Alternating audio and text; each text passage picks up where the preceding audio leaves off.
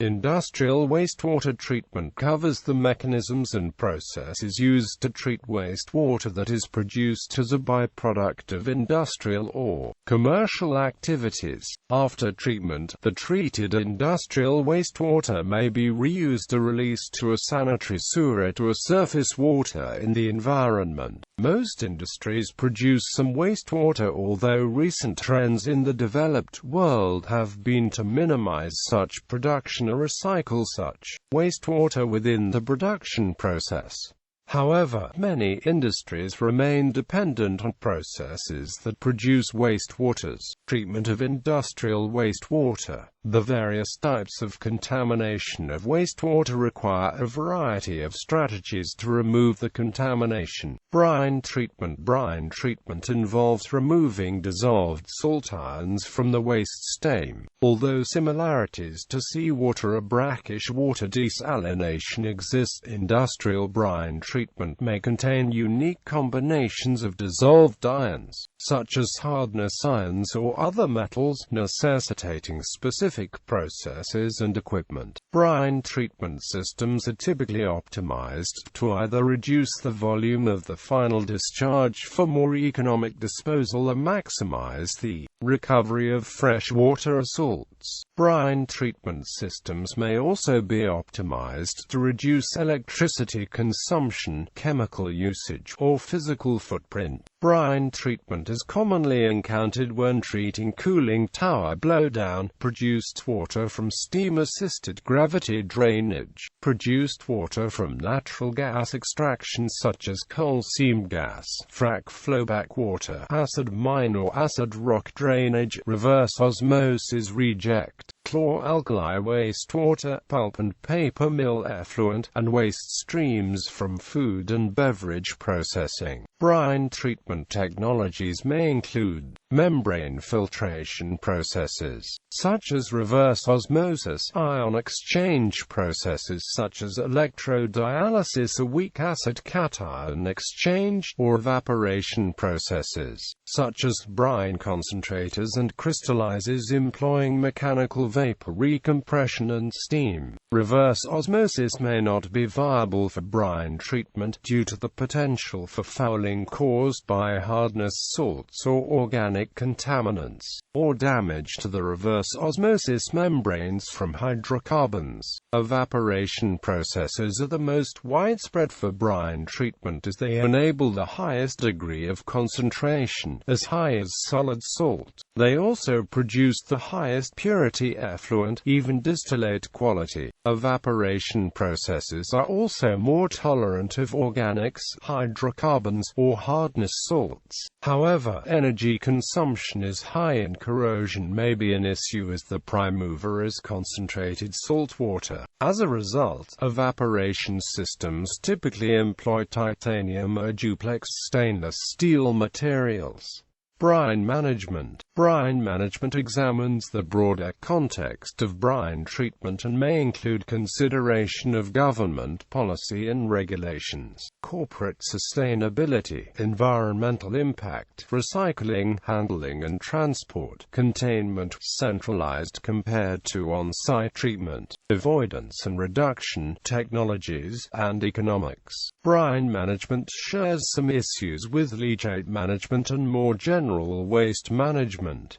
Solids removal. Most solids can be removed using simple sedimentation techniques with the solids recovered as slurry or sludge. Very fine solids and solids with densities close to the density of water pose special problems. In such case filtration or ultrafiltration may be required. Although flocculation may be used, using alum salts or the addition of polyelectrolytes.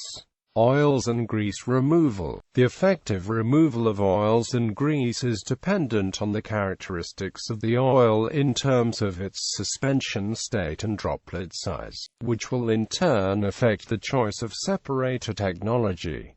Oil pollution in water usually comes in 4 states, often in combination: free oil, large oil droplets sitting on the surface, heavy oil, which sits at the bottom, often adhering to solids like dirt, emulsified, where the oil droplets are heavily chopped, and Dissolved oil, where the droplets are fully dispersed and not visible. Emulsified oil droplets are the most common in industrial oily wastewater and are extremely difficult to separate.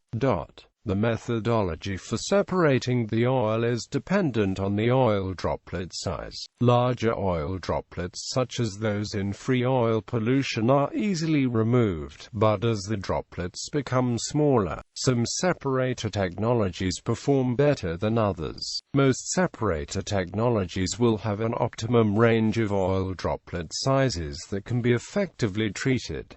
This is known as the micron rating. Analyzing the oily water to determine droplet size can be performed with a video particle analyzer. Alternatively, there are commonalities in industries for oil droplet sizes. Larger droplets greater than 60 microns are often present in wastewater in workshops, refuel areas and depots. 20 to 50 micron oil droplets often are present in vehicle wash bays, meat processing and dairy manufacturing effluent and aluminium billet cooling towers. Smaller droplets in the range of 10 to 20 microns tend to occur in workshops and condensates. Each separator technology will have its own performance curve outlining optimum performance based on oil droplet size. The most common separators are gravity tanks, pits, API oil water separators or plate packs,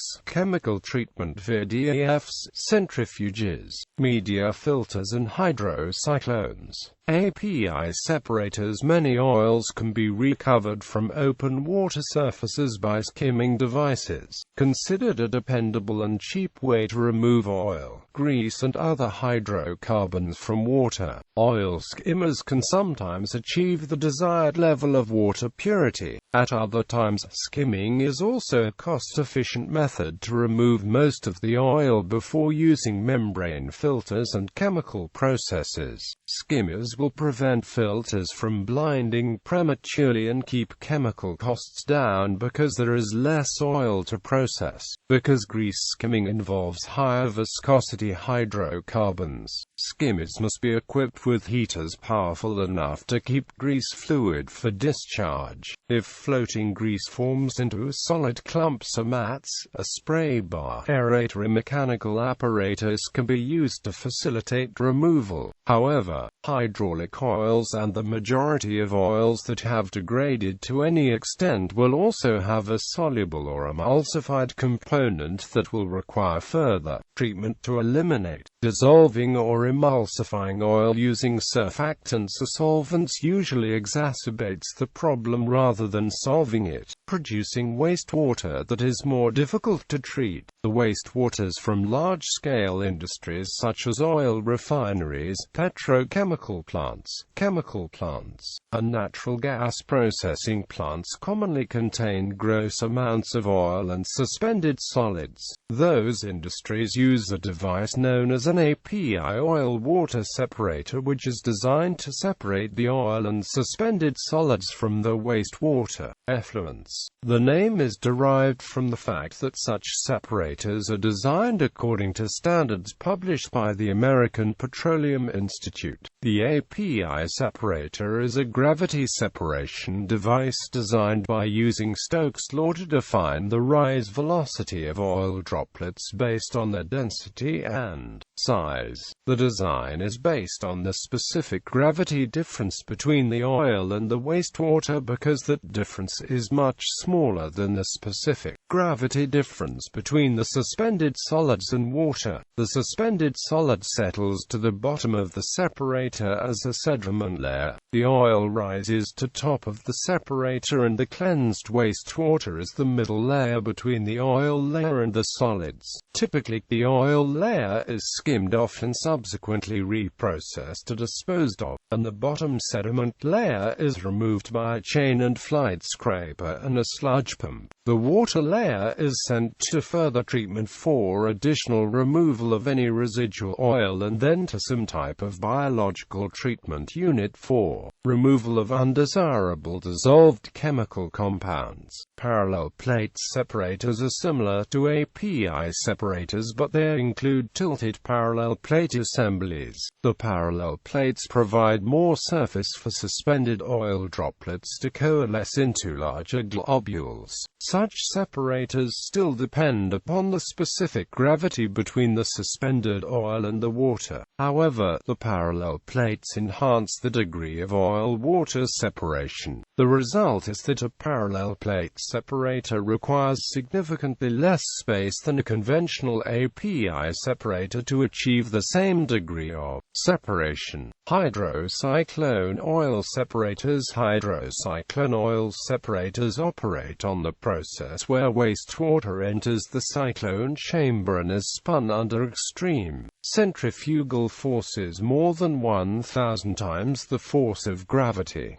This force causes the water and oil droplets to separate. The separated oil is discharged from one end of the cyclone, where treated water is discharged through the opposite end for further treatment, filtration and discharge. Hydrocyclones are useful for the greatest range of oil droplet sizes, operating from less than 10 microns and up, and can operate continuously without water pre-treatment and at any temperature and pH. Applications where hydrocyclones are found are in industry, where oily water sources arise in workshops, vehicle wash bays, transport hubs, fuel depots and aluminium billet processing. Animal fats from meat processing and dairy manufacturing can also be removed without the need of chemical treatment that often is required for dissolved air flotation systems. Removal of biodegradable organics.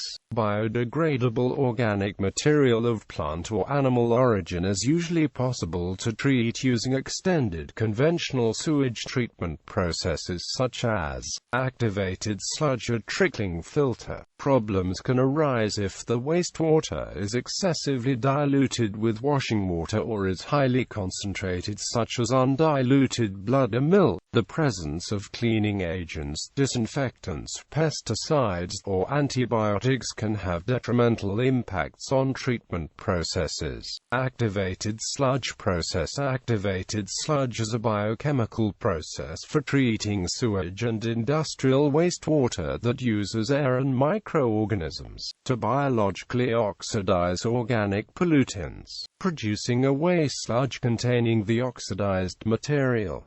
In general, an activated sludge process includes an aeration tank where air is injected and thoroughly mixed into the wastewater, a settling tank to allow the waste sludge to settle. Part of the waste sludge is recycled to the aeration tank and the remaining waste sludge is removed for further treatment and ultimate disposal. Trickling filter process. A trickling filter consists of a bed of rocks, gravel, slag, peat moss, or plastic media over which wastewater flows downward and contacts a layer of microbial slime covering the bed media. Aerobic conditions are maintained by forced air flowing through the bed or by natural convection of air. The process involves adsorption of organic compounds in the wastewater by the microbial slime layer, diffusion of air into the slime layer to provide the oxygen required for the biochemical oxidation of the organic compounds. The end products include carbon dioxide gas, water and other products of the oxidation. As the slime layer thickens, it becomes difficult for the air to penetrate the layer and an inner anaerobic layer is formed. The fundamental components of a complete trickling filter system are a bed of filter medium upon which a layer of microbial slime is promoted and developed, an enclosure or a container which houses the bed of filter medium, a system for distributing the flow of wastewater over the filter medium, a system for removing and disposing of any sludge from the treated effluent.